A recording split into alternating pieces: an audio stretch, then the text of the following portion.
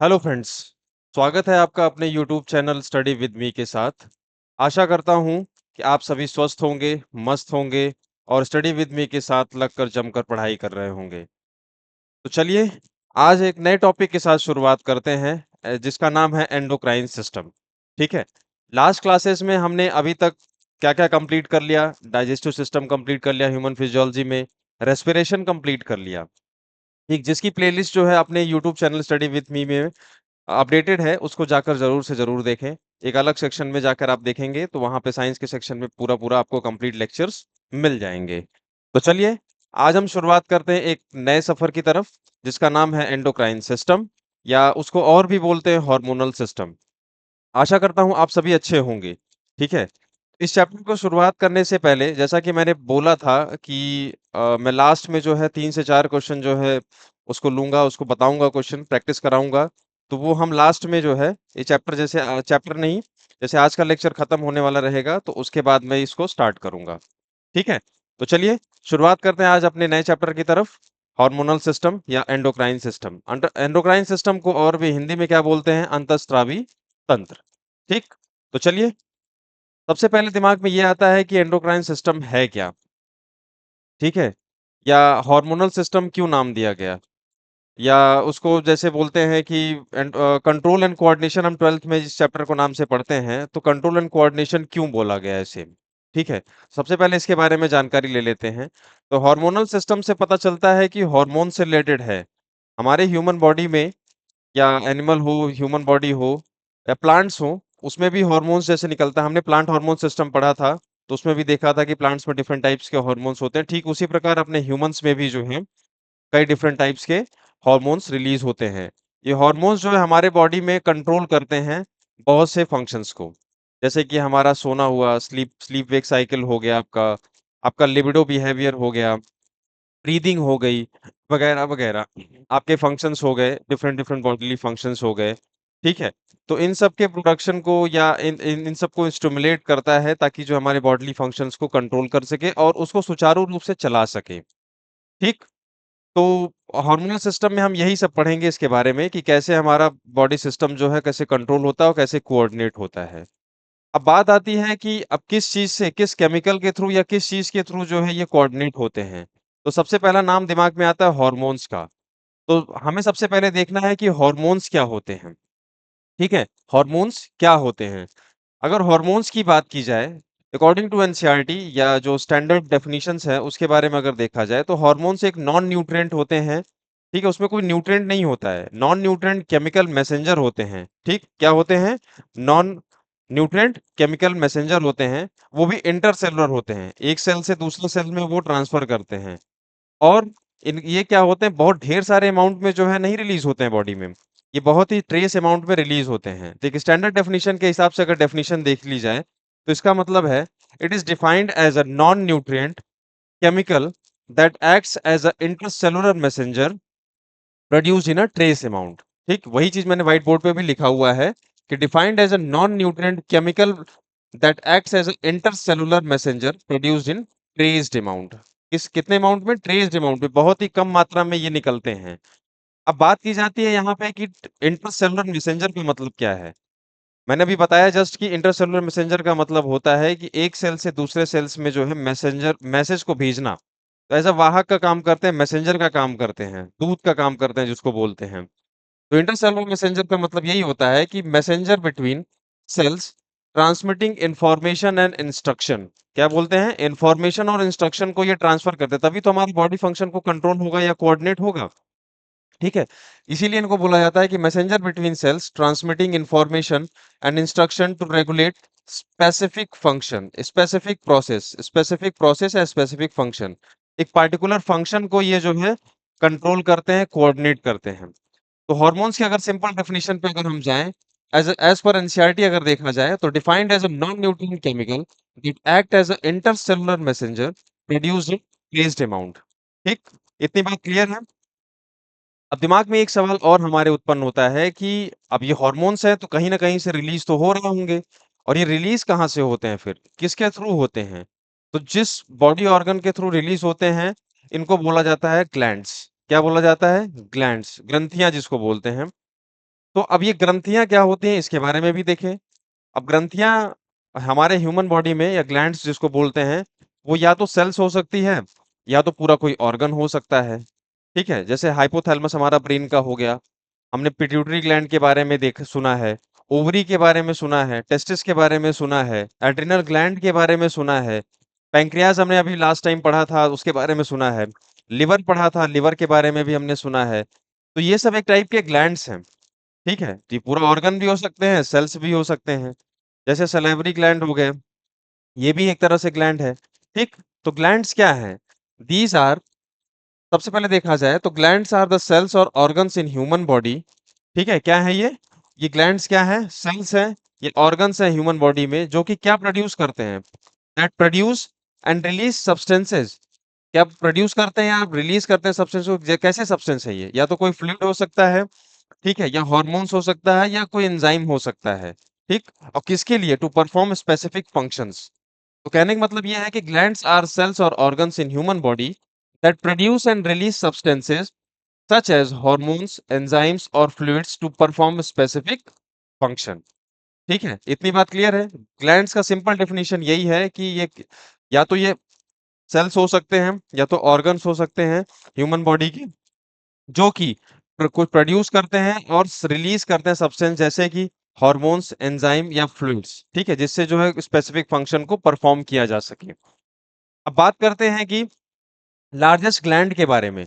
तो largest gland मैंने जैसा कि पहले भी क्लासेस में बताया हुआ है, लार्जेस्ट ग्लैंड कौन सा है, लिवर है हमारे ह्यूमन बॉडी का। और स्मॉलेस्ट ग्लैंड की बात की जाए तो पीनियल ग्लैंड है। कौन सा ग्लैंड है, पीनियल ग्लैंड है, ठीक। हमने इसके पहले ग्लैंड्स के पहले ये जाना था कि हार्मोन्स का डेफिनेशन जाना था। हार्मोन्स जो है इन ग्लैंड्स के थ्रू ही जो है रिलीज किए जाते हैं या रिलीज होते हैं। तो सबसे पहले हार्मोन वर्ड किसने दिया था, ये भी जानना जरूरी है हमारे लिए। तो एक साइंटिस्ट थे जिनका नाम था स्टार्लिंग, उन्होंने जो है वर्ड हार्मोन जो है दिया था। और उसके बाद सबसे पहला हार्मोन जो उन्होंने खोजा था या फर्स्ट डिस्कवर्ड हार्मोन जिसको बोलते हैं, तो उसका नाम था सिक्रेटिन। क्या नाम था, इसको याद कर लीजिएगा। हार्मोन का वर्ड जो है किसने दिया था, स्टार्लिंग ने। और सबसे पहला हार्मोन जो डिस्कवर किया गया था उनके द्वारा, वो नाम था सिक्रेटिन। ठीक है, सिक्रेटिन। तो उसको याद कर लीजिएगा, कई बार एग्जाम में पूछा जाता है कि किसने डिस्कवर किया था और कौन सा हार्मोन जो है उन्होंने डिस्कवर किया था, सिक्रेटिन। ठीक है, इतनी बात क्लियर है। तो अभी तक हमने क्या देखा, हार्मोन की डेफिनेशन देखी हार्मोनल सिस्टम में, और किसके द्वारा रिलीज होते हैं उसकी डेफिनेशन देखी, मतलब ग्लैंड्स की। लार्जेस्ट ग्लैंड हमारे बॉडी की कौन सी है, लिवर है। ये भी कई बार क्वेश्चन पूछा जाता है, पहले बहुत पूछा जाता था, अभी भी आने के चांसेस रहते हैं इसके। और स्मॉलेस्ट ग्लैंड की बात की जाए तो पीनियल ग्लैंड है, ठीक। तो चलिए अब आगे बढ़ते हैं कि ग्लैंड्स के बारे में डेफिनेशन हमने देख लिया। अब टाइप्स ऑफ ग्लैंड्स के बारे में अगर जानकारी थोड़ी लेनी हो हमें, तो कितने टाइप्स के ग्लैंड होते हैं वो भी हम देखेंगे, ठीक है। होप सो आपको क्लियर हो रहा होगा। अभी तो स्टार्टिंग है, धीरे धीरे जो है और भी इंटेंस होगा ये चैप्टर। और इस चैप्टर से बहुत सारे सवाल आते हैं डिफरेंट डिफरेंट एग्जाम में। हार्मोनल ह्यूमन हार्मोन सिस्टम जो है काफी लेंदी भी है, और इससे स्पेसिफिक टाइप के क्वेश्चन भी पूछे जाते हैं। जैसे पैंक्रियाज वाला ही आप उठा लीजिए, पैंक्रियाज को हम क्या बोलते हैं, मिक्सोक्राइन ग्लैंड, जैसे मैंने बताया था। और हाइपोथैलेमस के फंक्शंस के बारे में, पीनियल ग्लैंड हो गया, एड्रिनल ग्लैंड हो गया, ओवरियन टेस्टिस के बारे में। तो इन सब चीजों के क्वेश्चन जो हैं कई बार एग्जाम में पूछे जाते हैं। और ऑन टू गो ये जो है चैप्टर है, क्योंकि इसमें सवाल बहुत आते हैं, ठीक है। तो चलिए आगे बढ़ते हैं, टाइप्स ऑफ ग्लैंड्स के बारे में हम देखेंगे। किसके बारे में, टाइप्स ऑफ ग्लैंड्स के बारे में। टाइप्स ऑफ ग्लैंड्स के बारे में अगर देखा जाए तो बेसिकली मुख्यतः ये 3 टाइप के होते हैं, ठीक है। बेसिकली क्या है, ये 3 टाइप के हैं। पहला है एंडोक्राइन ग्लैंड। पहला क्या है, एंडोक्राइन ग्लैंड है। पहला एंडोक्राइन ग्लैंड है। दूसरा है हमारा एक्सोक्राइन ग्लैंड है, एक्सोक्राइन ग्लैंड है। और तीसरा है मिक्सोक्राइन। मैंने पिछले लेक्चर्स में भी मिक्सोक्राइन ग्लैंड के बारे में बताया था, ठीक है, मिक्सोक्राइन ग्लैंड और ये एंडोक्राइन ग्लैंड, ठीक। इतनी बात क्लियर है। तो हम 3 टाइप के मुख्यतः ग्लैंड्स के बारे में जानते हैं, एंडोक्राइन ग्लैंड, एक्सोक्राइन ग्लैंड और आपका हो गया मिक्सोक्राइन ग्लैंड, ठीक। अब ये जो एंडोक्राइन ग्लैंड होते हैं, ठीक है, तो इनका बेसिकली अगर जाना जाए तो ये क्यों एंडोक्राइन ग्लैंड बोले जाते हैं, तो इसको अगर देखा जाए तो इन ग्लैंड्स के पास जो होते हैं, जो एंडोक्राइन ग्लैंड होते हैं, ये डक्टलेस ग्लैंड होते हैं, इनके पास कोई डक्ट नहीं होता है जिसके थ्रू ये जो है पहुंचाए जा सके। तो डक्टलेस होते हैं, डायरेक्टली जो है ब्लड स्ट्रीम में जो है रिलीज किए जाते हैं। ठीक है, तो इनको क्या बोलते हैं? These are the ductless gland, ductless gland. और इसको ऑपोजिट देखा जाए एक्सोक्राइन में, दीज आर हैविंग डक्ट्स, इनके पास जो है डक्ट्स पाए जाते हैं। ठीक है, अब बात की जाए तो इन डक्टलेस ग्लैंड से रिलीज क्या होता है, तो इनकी बात की जाए तो सिक्रीट्स केमिकल कॉल्ड हॉर्मोन्स। क्या रिलीज करते हैं ये? Secretes chemical substance, chemical substance called hormones. ठीक है, ये हॉर्मोन्स रिलीज करते हैं। एग्जाम्पल की बात की जाए अगर यहीं पे, तो हम लिख सकते हैं pituitary gland.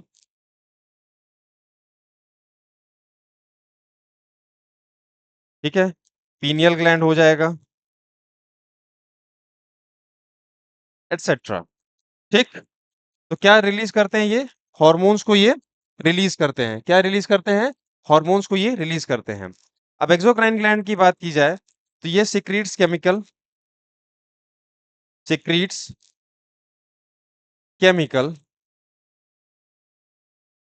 Substance called enzymes. Basically ये एंजाइम्स को रिलीज करते हैं एक्सोक्राइन ग्लैंड जो होते हैं। ठीक है, होप्स आपको क्लियरली विजिबल होगा लिखा हुआ। इस बार अक्षरों को थोड़ा सा बड़ा किया है मैंने। तो क्या केमिकल रिलीज करते हैं ये? एंजाइम्स को रिलीज करते हैं। एग्जाम्पल की बात अगर की जाए, लिवर हो गया, क्या हो गया? लिवर हो गया, आपका मेमोरी ग्लैंड हो गया,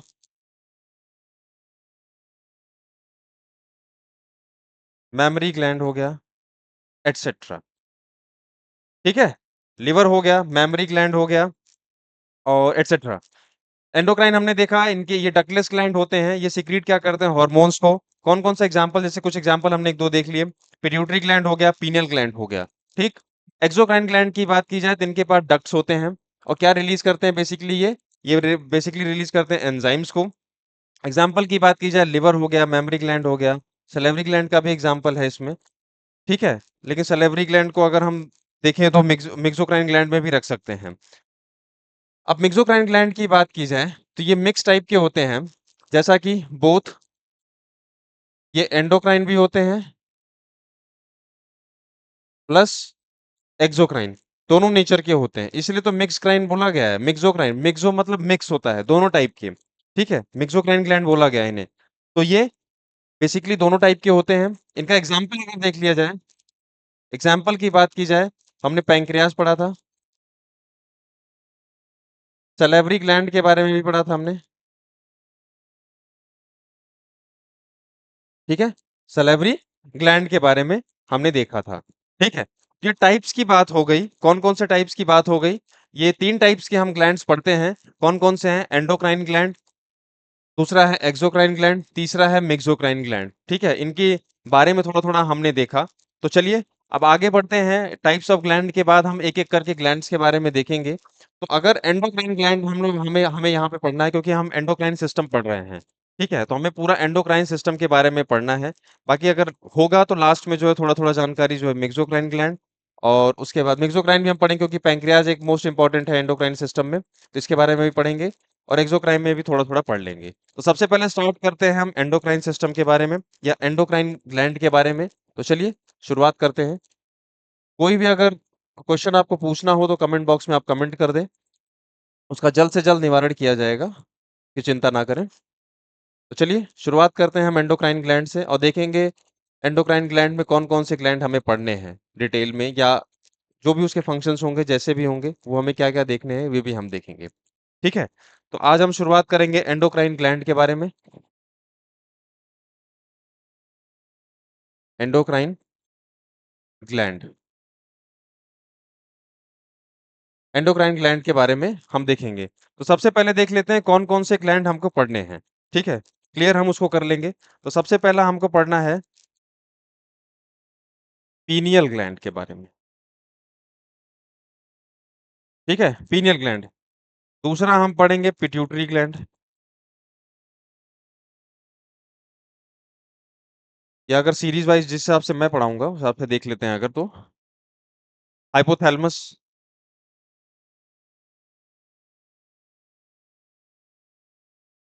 तीसरा आपका होगा पिट्यूटरी ग्लैंड।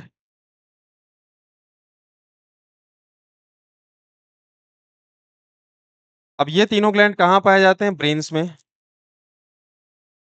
In brain. ठीक है। चौथा हम क्या पढ़ेंगे? पहला तीन क्या, पीनियल ग्लैंड हो गया, हाइपोथैलेमस हो गया, पिट्यूटरी ग्लैंड हो गया। चौथा हम पढ़ेंगे थायराइड ग्लैंड, थायराइड ग्लैंड, ये इन नेक में पाया जाता है। ठीक है।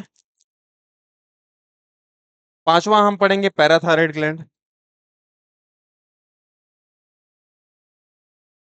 Parathyroid gland. अगर इसके पोजीशन की बात की जाए तो ये posterior side of thyroid gland पाया जाता है। क्या लिखेंगे? ऑन द पोस्टीरियर सरफेस और बिहाइंड द थायराइड ग्लैंड। ठीक है। अभी तक हमने 5 ग्लैंड एंडोक्राइन में देखा, pineal gland, hypothalamus, pituitary, thyroid gland और पैराथायराइड ग्लैंड। ठीक है। अब आगे बात करते हैं किसकी? थाइमस ग्लैंड के बारे में। थाइमस ग्लैंड के बारे में भी हम पढ़ेंगे। ये चेस्ट में पाया जाता है, इन चेस्ट। ठीक है, चेस्ट में, हमारे चेस्ट में जो है ये पाया जाता है। अगला हम देखेंगे पैंक्रियास के बारे में, जिसको हम मिक्सोक्राइन ग्लैंड भी बोले थे। ये पाया जाता है in between the stomach and small intestine. कहाँ पाया जाता है? Between stomach and small intestine, छोटी आंत। ठीक है। आठवां हम पढ़ेंगे क्या? आठवां हम क्या पढ़ेंगे? एड्रिनल ग्लैंड के बारे में। किसके ग्लैंड के बारे में? एड्रिनल ग्लैंड के बारे में हम पढ़ेंगे। एड्रिनल के बाद ओवरी, ओवरी के बाद टेस्टिस। ठीक है। आठवां क्या है? Adrenal gland. ठीक है। अब ये कहाँ पाया जाता है? ये किडनी के अपर सरफेस पे जो है लोकेटेड होता है, at the upper surface of kidney. Kidney के ये अपर सरफेस पे पाया जाता है। तो हमने अभी तक 8 ग्लैंड्स का देखा एंडोक्राइन में। कौन कौन सा था? पीनियल ग्लैंड था, हाइपोथैलेमस, पिट्यूटरी जो कि ब्रेन में पाया जाता है, थायराइड नेक में, पैराथायराइड पोस्टीरियर सरफेस और बिहाइंड द थायराइड ग्लैंड। ठीक है। अगला था थाइमस ग्लैंड जो चेस्ट में पाया जाता है, pancreas between the stomach and small intestine. आठवां था अपना adrenal gland at the upper surface of kidney. ठीक है, ये बात क्लियर है। अब उसके बाद दो और बचते हैं हमारे पास, मैं यहीं पे लिख दे रहा हूं।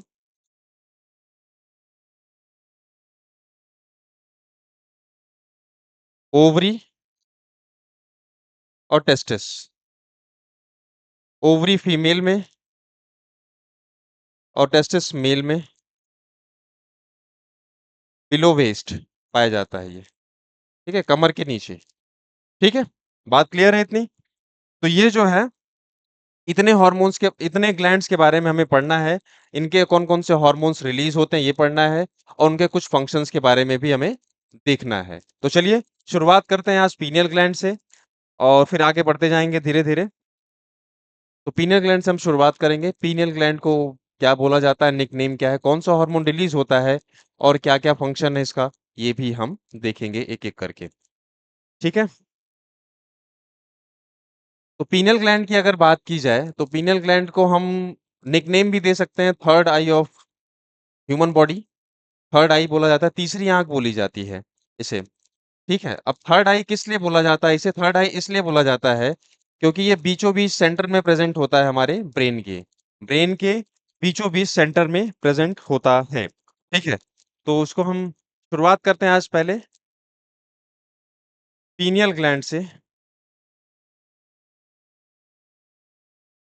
पीनियल ग्लैंड से हम शुरुआत करते हैं, ठीक है? तो मैंने क्या बताया, अगर पॉइंट वाइज देखा जाए तो third eye of human body, ठीक है? क्यों बोला जाता है, मैंने रीजन इसका एक्सप्लेन कर दिया है। क्यों? क्योंकि ब्रेन के हमारे बीचों बीच पाया जाता है ये पीनियल ग्लैंड, बहुत ही छोटा होता है सबसे, इसलिए तो स्मॉलेस्ट बोला गया है।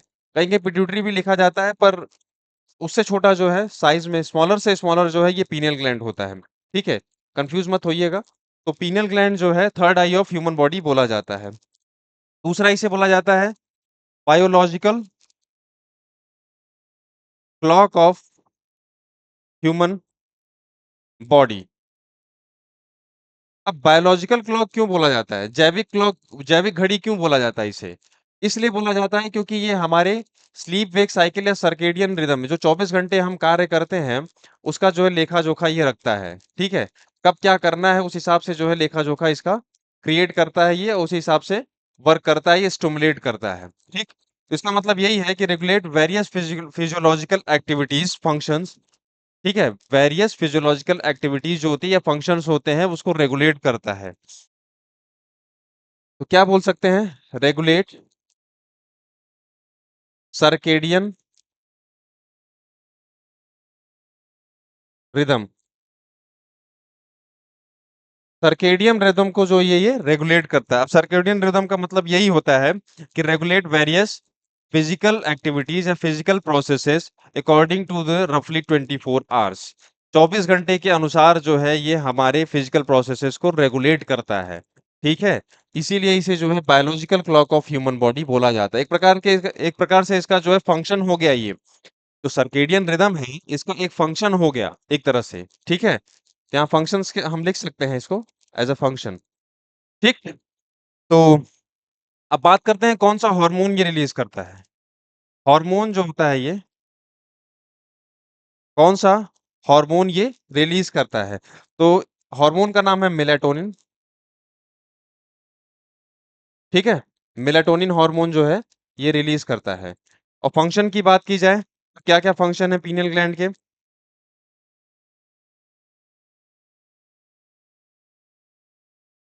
पहला फंक्शन तो मैंने बता ही दिया था, रेगुलेट सर्केडियन रिदम, ठीक है?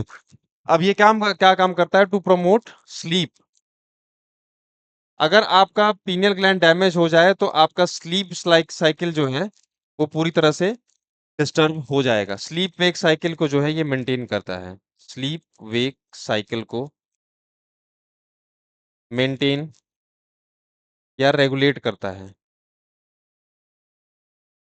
ठीक है? स्लीप वेक साइकिल को ये क्या करता है, ये करता है मेंटेन करता है, ठीक है? बात क्लियर है इतनी, ठीक? अब बात करते हैं किसकी, इसके अगले फंक्शन की तरफ। अगला फंक्शन देखा जाए,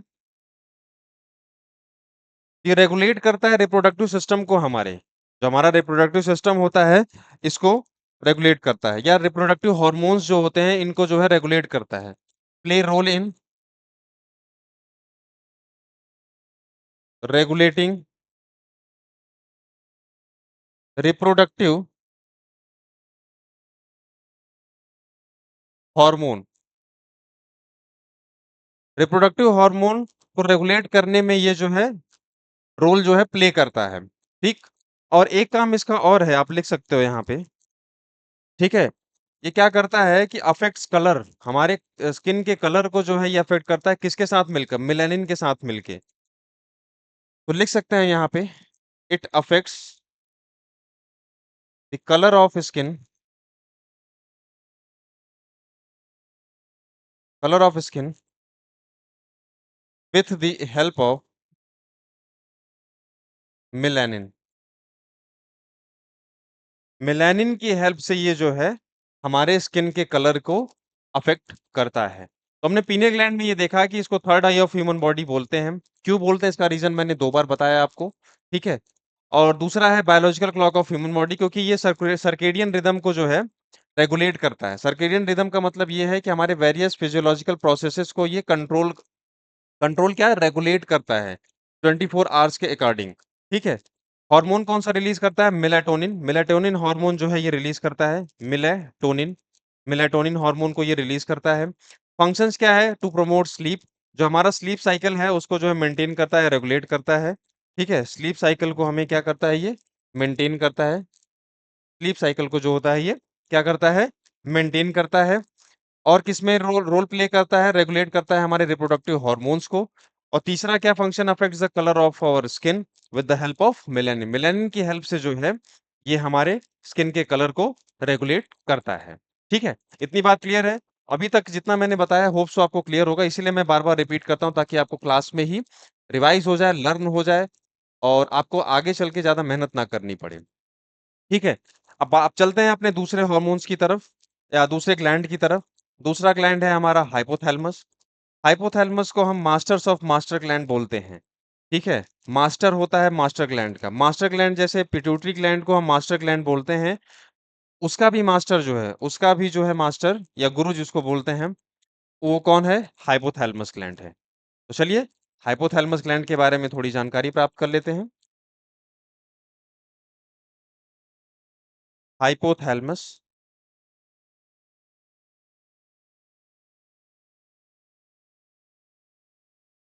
हाइपोथैलेमस ग्लैंड। ठीक है, हाइपोथैलेमस ग्लैंड के बारे में हम देख लेते हैं। तो हाइपोथैलेमस ग्लैंड को मैंने जैसे कि बताया, also called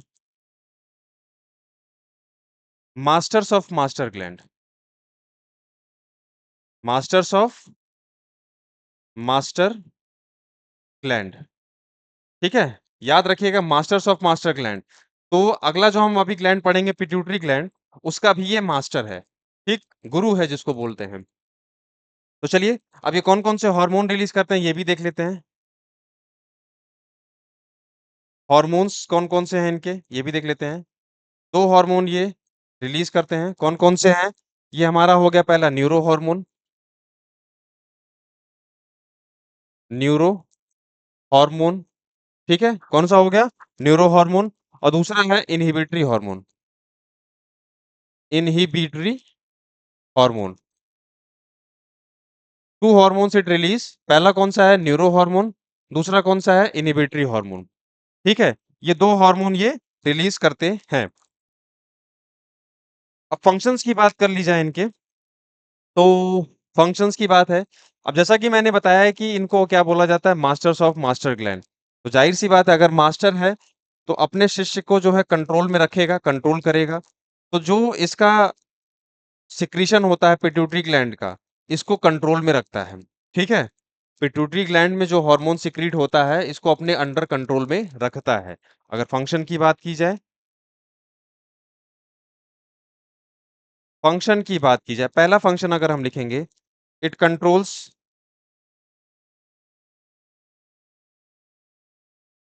the secretion of, it controls the secretion of, it controls the secretion of hormones secreted by, secreted by pituitary hormone, pituitary gland। Pituitary gland के द्वारा जो भी ये हार्मोन सिक्रीट करता है, पिट्यूटरी ग्लैंड जो सिक्रीट करता है हार्मोन, उसको जो है ये क्या करता है? कंट्रोल में करता है। क्या करता है? कंट्रोल करता है। अब दूसरे फंक्शन की बात की जाए, दूसरा फंक्शन अगर देखा जाए, तो ये काम का क्या काम करता है कि हमारे बॉडी के अंदर जो होमोस्टैटिस स्टैसिस होता है, जो हमारे बॉडी का एनवायरनमेंट होता है, उसको जो है मेंटेन करता है, वो हमेशा मेंटेन बनाए रखता है। और वो मेंटेन कैसे करता है ये भी होना चाहिए। जो हमारे बॉडी के डिफरेंट फंक्शन होते हैं, जैसे हम कैसे सोते हैं, ठीक है, बॉडी टेम्परेचर को, हमारे भूख को, हमारे रिप्रोडक्ट स्लीप वेक साइकिल को, इन सबको जो है ये रेगुलेट करके हमारे बॉडी के होमोस्टैसिस को मेंटेन करता है। तो हम यहाँ एक पॉइंट ये लिख सकते हैं, मेंटेन आवर होमियोस्टैसिस। हमारे शरीर के अंदर का जो संतुलन है उसको बना के रखता है। इंटरनल एनवायरनमेंट के, हमारे शरीर के अंदर के एनवायरनमेंट का संतुलन जो है ये बना के रखता है बाय रेगुलेटिंग,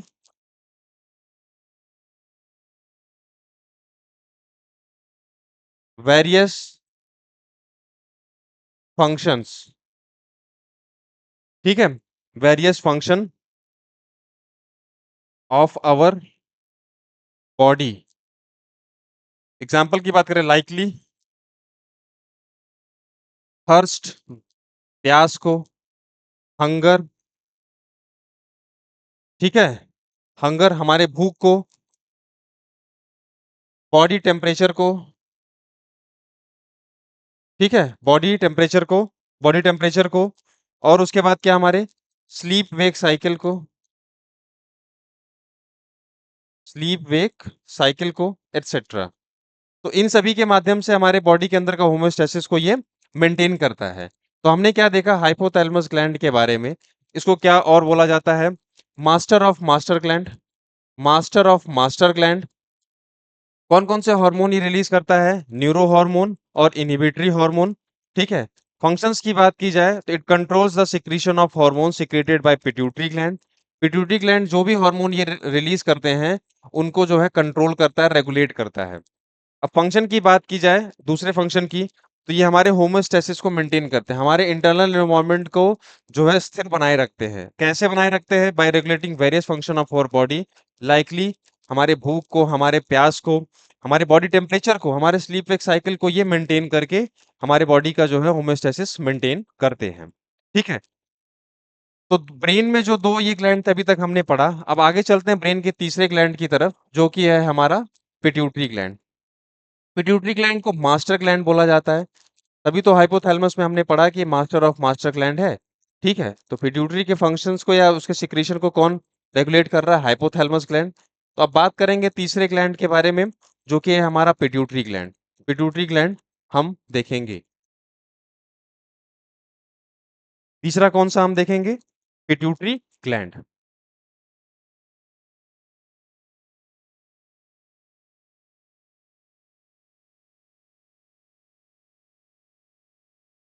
पिट्यूटरी ग्लैंड के बारे में हम देखेंगे अब, ठीक है। कौन सा ग्लैंड है, पिट्यूटरी ग्लैंड है। पिट्यूटरी ग्लैंड के बारे में हम देखेंगे।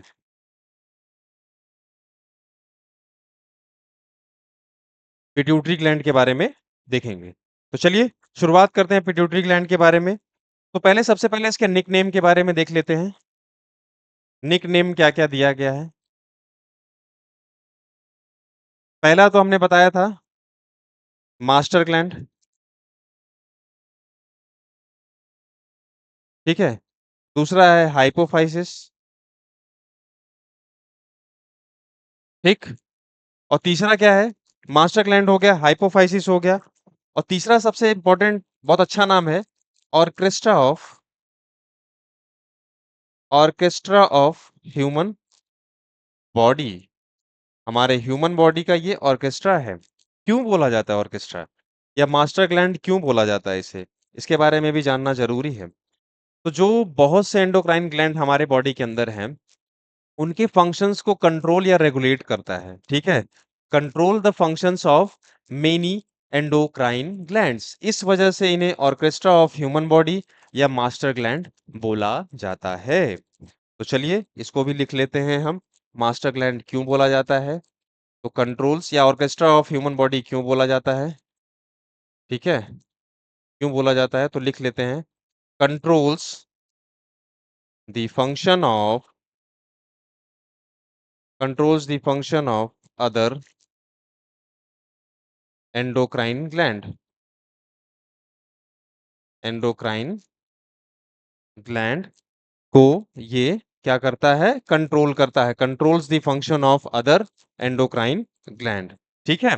इतनी बात क्लियर है।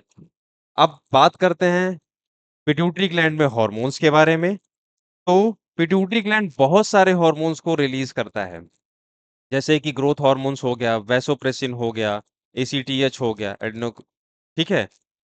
और उसके बाद फिर आपका हो जाएगा ऑक्सीटोसिन हो गया, वगैरह वगैरह। तो चलिए एक एक करके हम सभी हॉर्मोन्स के बारे में देखते हैं। इतनी बात क्लियर है पिट्यूटरी ग्लैंड के बारे में, इनका निक नेम, ठीक है, कौन कौन सा है, मास्टर ग्लैंड है, हाइपोफाइसिस है, ऑर्केस्ट्रा ऑफ ह्यूमन बॉडी है, ठीक है। तो चलिए आगे शुरुआत करते हैं इसके हॉर्मोन्स के बारे में, थोड़ा डिटेल में देखेंगे हम, थोड़ा सा फंक्शन, सभी के फंक्शन देखेंगे और क्या क्या काम करते हैं, किस प्रकार काम करता है, कौन-सा हार्मोन होता है, ये भी देखेंगे हम। तो चलिए शुरुआत करते हैं हार्मोन्स के बारे में। हार्मोन्स के बारे में देख लेते हैं पिट्यूटरी ग्लैंड के। तो पहला हम देखेंगे कौन-सा? Growth hormone. कौन-सा हार्मोन? ग्रोथ हार्मोन, ठीक है? शॉर्ट फॉर्म में जीएच बोलते हैं इसको, ग्रोथ हार्मोन, ठीक? तो ग्रोथ हार्मोन या सोमैटोट्रोपिक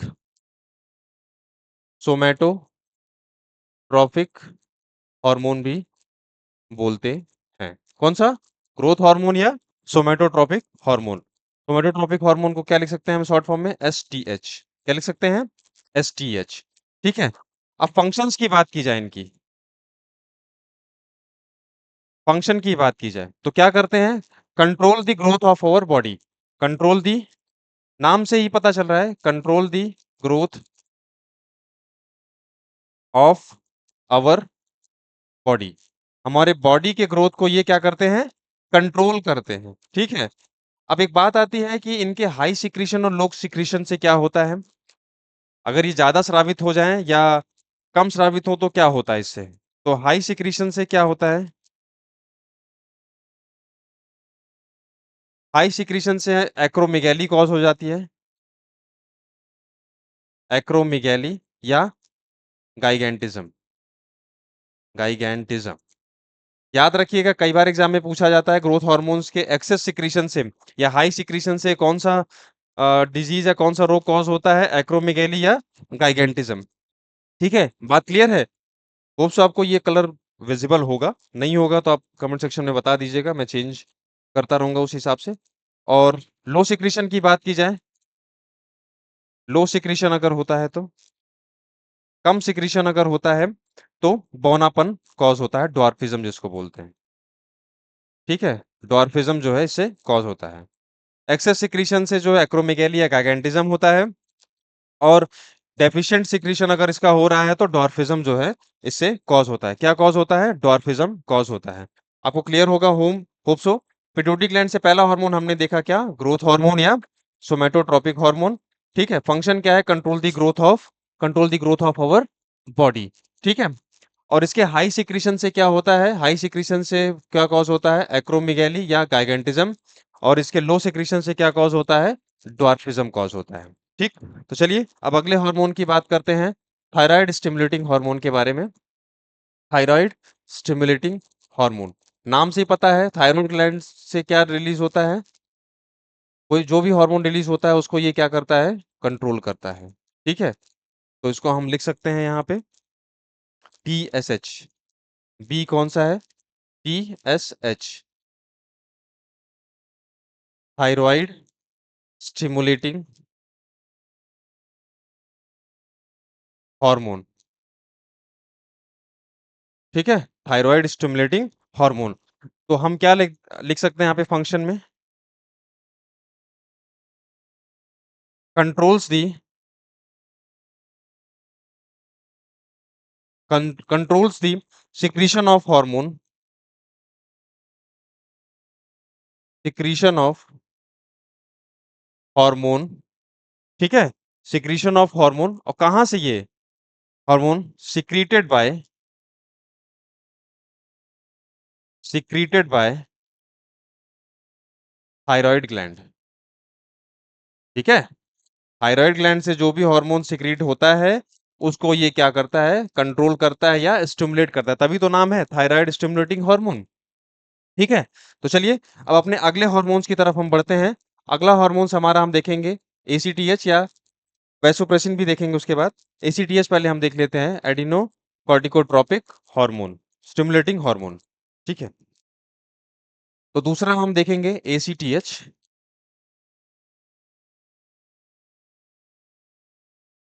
दूसरा हम क्या देखेंगे? एसीटीएच,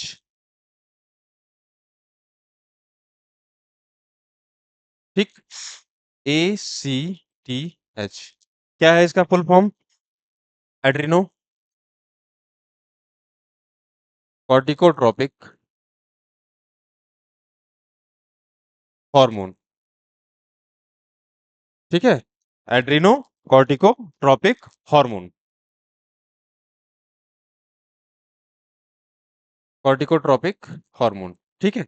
अब इसके फंक्शंस की बात की जाए अगर, एड्रिनो से नाम क्लियर हो रहा है एड्रिनल ग्लैंड का, ठीक है। तो कंट्रोल या रेगुलेट करता है secretion of hormone secreted by adrenal gland, ठीक है।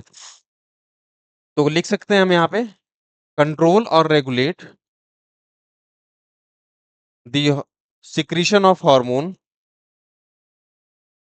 Secretion of hormone secreted by, secreted by adrenal gland.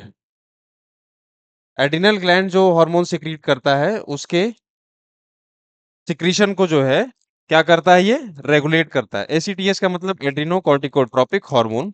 Function क्या है, कंट्रोल, कंट्रोल या regulate the secretion of hormone secreted by adrenal gland, ठीक है। तो अब आगे चलिए बढ़ते हैं अगले अपने ग्लैंड की तरफ, जो है हमारा प्रोलैक्टिन जिसको बोलते हैं, या लैक्टोजेनिक भी बोलते हैं उसको, प्रोलैक्टिन या लैक्टोजेनिक हार्मोन जिसको बोलते हैं, एलएच, एलटीएच जिसको बोलते हैं, सॉरी। तो चलिए आगे बढ़ते हैं हम अगले हार्मोन की तरफ अपने। ये पिट्यूटरी ग्लैंड हम पढ़ रहे हैं,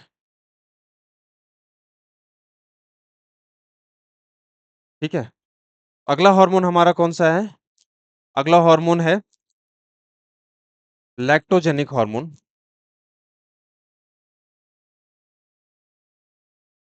या जिसको मेनली कौन सा होता है लैक्टोजेनिक हार्मोन, जिसको बोलते हैं प्रोलैक्टिन,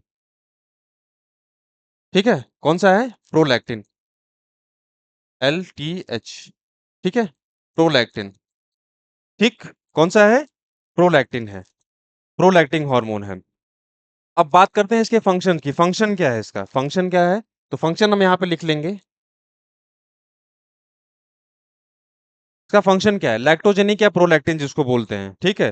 तो अब क्या होता है कि ये रिस्पॉन्सिबल होता है मैमरी ग्लैंड में जो मिल्क का प्रोडक्शन होता है उसको स्टिमुलेट करता है, ठीक है। क्या करता है ये, responsible for stimulating milk production in mammary gland, ठीक है। तो लिख लेंगे हम यहाँ पे responsible for stimulating the milk production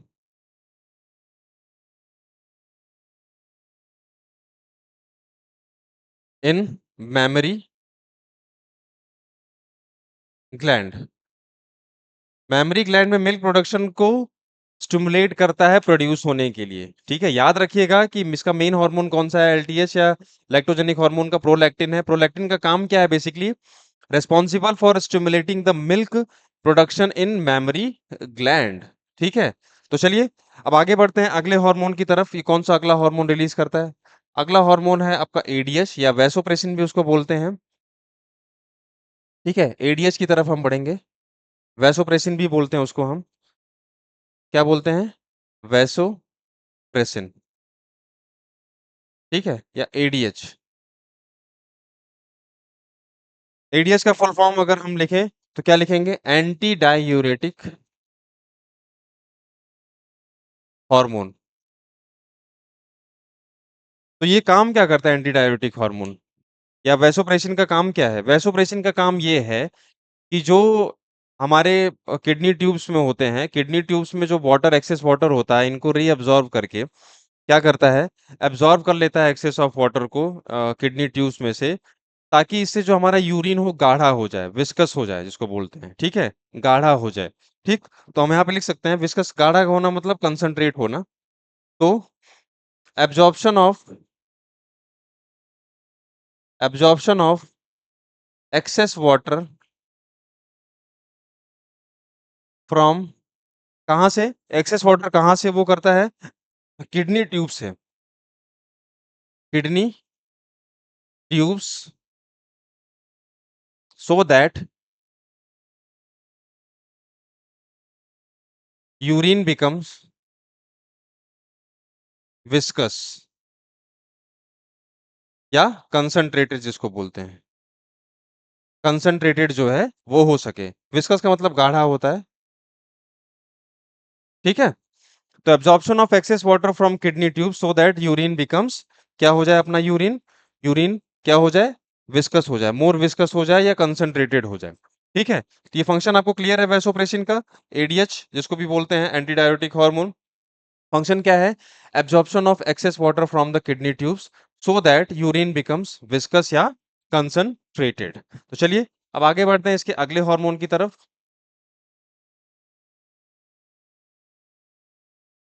अगला हार्मोन इसमें है कौन सा, इसका अगला हार्मोन है ऑक्सीटोसिन। ऑक्सीटोसिन बहुत ही फेमस हार्मोन है, ऑक्सीटोसिन हार्मोन। ठीक है, ऑक्सीटोसिन हार्मोन, ऑक्सीटोसिन हार्मोन को और हम क्या बोलते हैं, ऑक्सीटोसिन हार्मोन को हम बोलते हैं लव हार्मोन। ठीक है, ऑक्सीटो जैसे कि हम जैसे किसी के गले मिलते हैं, ठीक है, या जैसे रिप्रोडक्शन होता है, या जैसे किसी को चीक पे किस कर रहे हैं या जो भी कर रहे हैं हम, जैसे आपस में जो बॉडी की संवेदना होती है जब आपस से में टच होती है तो ये क्या रिलीज करता है बॉडी हमारा, ऑक्सीटोसिन। ठीक है, इससे हमारे अंदर जो है लव की भावना जो है उत्पन्न होती है। तो हम बात करेंगे लव हार्मोन ये होता है, इसलिए लव हार्मोन बोला जाता है। बर्थ हार्मोन भी बोला जाता है इसे, बर्थ हार्मोन इसलिए बोला जाता है कि जब प्रजनन होने के बाद जब बच्चा जो है माँ के कोख से जब निकलता है तो उस समय यूट्रस के कॉन्ट्रैक्शन में जो है ये हेल्प कराता है, इसलिए जो इसे बर्थ हार्मोन भी बोला जाता है कि जो मदर का यूट्रस होता है उसको कॉन्ट्रैक्ट कराता है ताकि बच्चा जो है बाहर निकल सके। ठीक है, तो इसलिए हम इसीलिए बोलते हैं इसको help in labour pain, labour pain में हेल्प करता है ये। तो फंक्शन की बात कर ली जाए अगर, ठीक है, फंक्शन की अगर बात कर ली जाए, फंक्शन में हम पहले क्या लिखेंगे, तो हेल्प इन, एक और फंक्शन इसका जैसे मैं बोल दे रहा हूँ, help in ejection of milk, mammary gland से जो है मिल्क का इजेक्शन बाहर निकालना में हेल्प करता है, इजेक्शन ऑफ।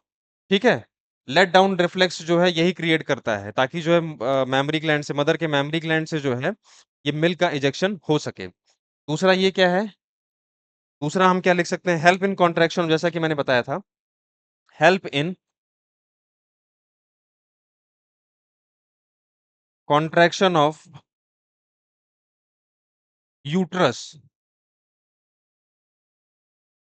यूट्रस के कॉन्ट्रैक्शन में हेल्प करता है ताकि muscles during the birth of child, बच्चे के जन्म के समय यूट्रस के मसल्स को जो है ये क्या करता है, कॉन्ट्रैक्ट कराता है, क्या कराता है, कॉन्ट्रैक्ट कराता है। तो हमने पिट्यूटरी ग्लैंड में बहुत सारे हॉर्मोन्स के बारे में देखा, वैसोप्रेसिन देखा, एसीटीएच देखा, ग्रोथ हॉर्मोन्स के बारे में देखा, टीएसएच के बारे में देखा, ऑक्सीटोसिन के बारे में देखा हमने, प्रोलैक्टिन के बारे में देखा। तो ये डिफरेंट डिफरेंट टाइप्स के हॉर्मोन्स थे, ठीक है, जिसका हमने जो है यहाँ पे जिक्र किया। होप सो आपको क्लास में ही याद हो गया होगा इनके कौन कौन से कॉमन निक नेम है, इसके बारे में हमने देखा, कौन कौन से हार्मोन ये रिलीज करते हैं ये भी हमने देखा, डिफरेंट डिफरेंट ग्लैंड्स के बारे में हमने पढ़ा आज। पहला कौन सा था हमारा, पीनियल ग्लैंड, दूसरा था हाइपोथैलेमस, तीसरा था पिट्यूटरी ग्लैंड। ठीक है, आज की क्लास में अभी ये ब्रेन के तीन और तीन जो है ग्लैंड हमने कंप्लीट किए हैं। ठीक है, आज की क्लास में इतना ही। तो लास्ट में थोड़ा सा मैं 5 मिनट में आपको 2-3 क्वेश्चन की प्रैक्टिस कराऊंगा, ठीक है, जो कि मैं बोर्ड पे लिखूंगा और उस हिसाब से आप जो है आंसर उसको टिक करेंगे। ठीक है, तो चलिए मैं कुछ क्वेश्चंस के बारे में मैं बता देता हूँ, चर्चा कर लेते हैं हम कुछ क्वेश्चंस के बारे में।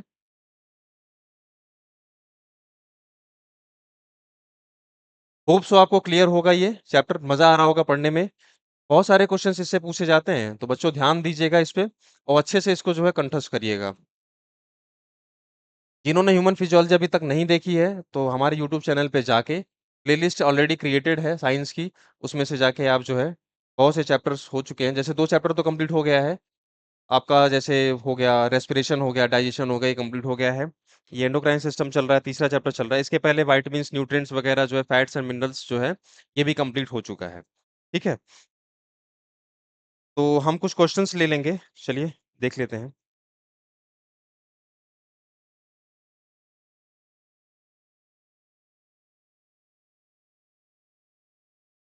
क्वेश्चन प्रैक्टिस के बारे में अगर हम देख लें, तो कुछ क्वेश्चंस हम देख लेते हैं।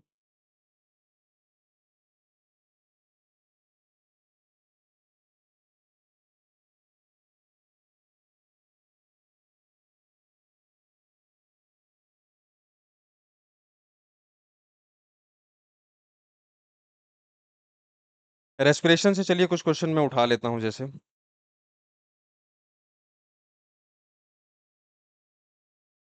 एक क्वेश्चन जैसे बहुत सिंपल सा क्वेश्चन है प्रैक्टिस के लिए।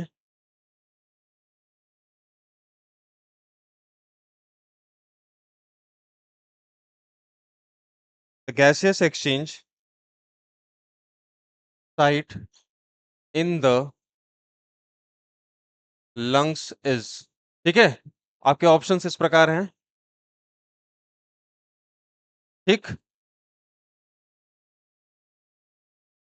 ब्रोंकाई हो गया। ठीक है, आपका हो गया ब्रोंक्यूल्स। एक ऑप्शन है एल्वियोली और दूसरा ऑप्शन है नोज। ठीक है, तो ये चार ऑप्शन है। आपका पहला क्वेश्चन ये है कि the gaseous exchange site in the lung is.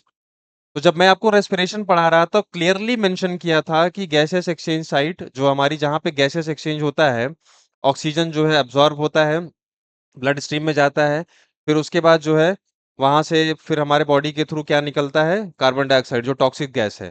तो मैंने देखा, बताया था कि ये जब हम पैसेज भी पासेज पढ़ रहे थे कि एयर पासेज कहाँ से कहाँ तक जाता है, तो मैंने ये भी बताया था कि लास्ट में एल्वियोली एक ऐसा पॉइंट है जो कि सैक लाइक स्ट्रक्चर होता है, वहां पे ये जो है गैसेस एक्सचेंज होता है। तो आपका ऑप्शन कौन सा है? Option D will be the correct answer. Alveoli will be the answer. ठीक है, नोज होगा नहीं, नोज से तो डायरेक्टली एयर एंटर करता है। ठीक है, ब्रोंक्यूल जो है, ब्रोंकाई के बाद जो फर्दर डिवीजन होता है ट्यूब लाइक स्ट्रक्चर में, वो है ब्रोंक्यूल्स। और ब्रोंकाई होगा नहीं, ब्रोंकाई में भी जो है ये एयर पैसेज का काम करता है, यहाँ से यहाँ से एयर जाता है। उसके बाद लास्ट में पहुंचता है कहाँ पे? ब्रोंक्यूल्स के बाद एल्वियोली में, जहाँ पे गैसेस एक्सचेंज होता है। तो होप सो आपको ये क्वेश्चन क्लियर होगा। तो चलिए हम पढ़ते हैं अगले क्वेश्चन की तरफ अपने, जो कि मैं व्हाइट बोर्ड पे लिखूंगा।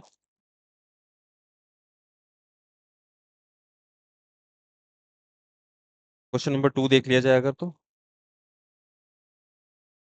ठीक है,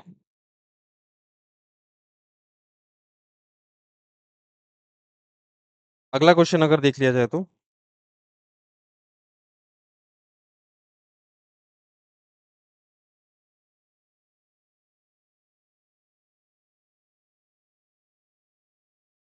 रेस्पिरेटरी रेट से एक क्वेश्चन ले लेते हैं हम।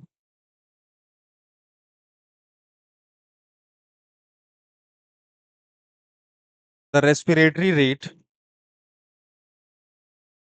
इन एन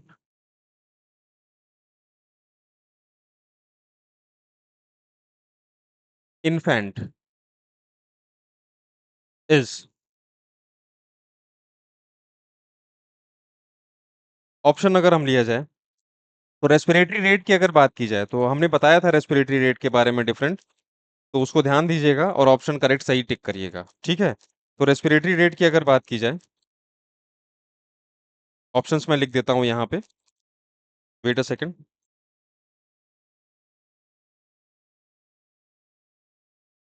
हम्म, ऑप्शंस मैं अगर लिखता हूँ यहाँ पे,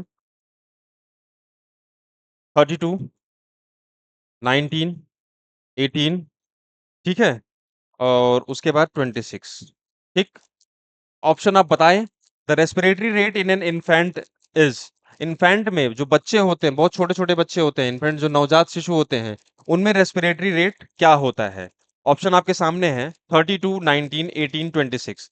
26 हमने कहाँ पे देखा था? 26 का जो रेट था वो हमने कहाँ पे देखा था? तो 26 जो बर्थ आपका रेस्पिरेटरी रेट था, वो हमने देखा था 5 साल के बच्चों में। ठीक है, 5 to 6 years ओल्ड जो है बच्चे होते हैं, उनमें हमने देखा था। और 18 हमने कहाँ देखा था? कहाँ पे देखा था हमने? एज अ एडल्ट में देखा था कि ओल्ड एज में देखा था? ये बताइएगा हमें कमेंट करके। ठीक है, मैंने पढ़ाया हुआ है, इसको बार बार रिपीट किया इस पे। 19 कहीं हमने देखा नहीं था। ऑप्शन हमारा बचता है 32, तो 32 will be the correct answer. Infant में जो होता है 32 बार प्रति मिनट जो है, ये श्वसन रेट जो है इनका होता है। ठीक है, तो respiratory rate in an infant is 32। ठीक, ये कमेंट करके हमें ज़रूर बताइएगा कि 18 जो है, किस एज ग्रुप में जो है रेस्पिरेटरी रेट होता है। तो चलिए अगले क्वेश्चन की तरफ बढ़ते हैं, दूसरे क्वेश्चन की तरफ। हमारा अगला क्वेश्चन है आपके व्हाइट बोर्ड पे।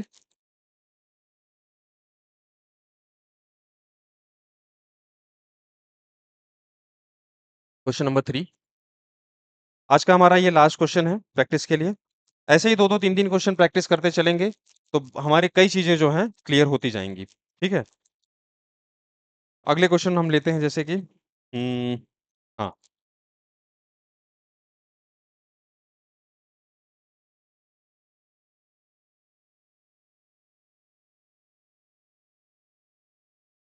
हुँ।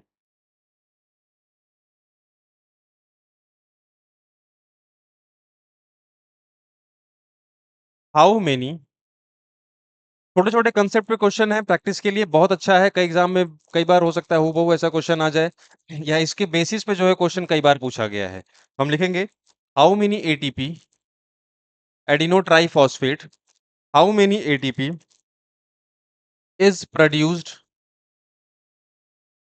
Is produced by 1 glucose molecule 1 glucose molecule 1 glucose molecule during